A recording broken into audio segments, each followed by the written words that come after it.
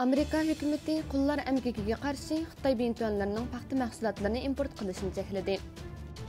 Amerika hökuməti 2 dekabr Xitayning Uyg'urlar qaratgan jazolash tədbirlərini texnik küçəytib, Şinjan ishlab chiqarish qurilish bintüəninin paxta məhsullatlarını import qilishini çəkledi. Maliya Ministerligining embargo qarori asli bu yil 9 ayning 30 kuni ijro qilinishi kerak bo'lsa-mu, lekin Amerika shirkatlarining talabiga binoan 2 oy kechiktirilib, 1 dekabrga surilgan. Uningda Amerikaga kirgan har qanday paxta mahsuloti bintüən paxtasiga chetishliq deb qaralsa, Amerika tamojnasida tutib qilinib, paxta mahsulotining egasi uning majburiy əmgək bilan ishlab chiqarilmaganligini isbotlamaga qo'yib berilmaydi ekan.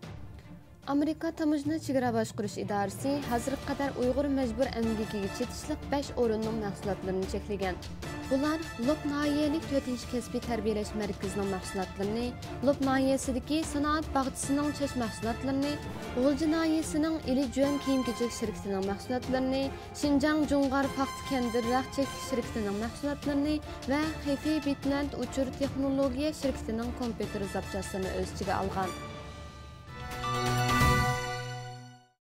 Amerika istihbarat idorasi boshlig'i Xitoy Amerika va dunyoga eng chong tahdid dedi. Guardian gazeti 3 dekabr xabarida yozilishicha, Amerikaning yuqori darajalik istihbarat amaldori John Ratcliffe Amerikaning Beijingga qaratgan hujumini kuchaytirishni ta'kidlab, Xitoyni 2 dunyo urushidan buyongi dunyodagi demokratiya va erkinlikka eng chong tahdid deb belgi qo'ygan. Davlat istihbarat idorasining boshlig'i John Ratcliffe Wall Kodisi gazetining fikr maqolasida mundaq degan: "Axborot aniq. Beijing Amerika va yer sharining boshqa joylariga iqtisodiy, harbiy va texnik jihatdan hukmronlik qilmoqchi. Xitoy Amerikaga eng chong tahdid. Shundaqla 2 dunyo urushidan buyon dunyodagi demokratiya va erkinlik uchun eng chong tahdid" degan.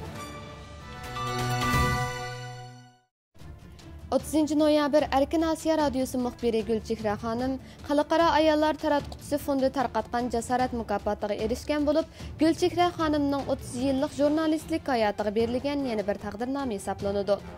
Ilgari Xinjiang televiziyasida ishlab, Xitoyning yolg'on tashviqotlaridan seskangan Gulchehra xonim Amerikaga berib Erkin Asiya radiosida ishlashga boshlagan.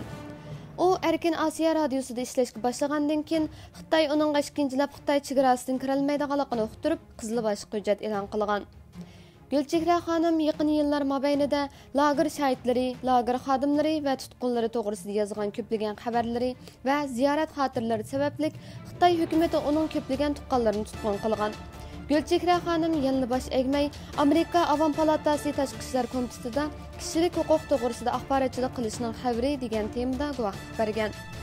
Xalqaro ayollar taratquchisi fondi har yili qiyin xatarga qaramasdan haqiqatni so'zlagan 3 nafar ayol jurnalistlarni bog'lab chiqadigan bo'lib, Gulchehra xonim mazkur mukofotga erishgan tunji Uyg'ur xonim hisoblanadi.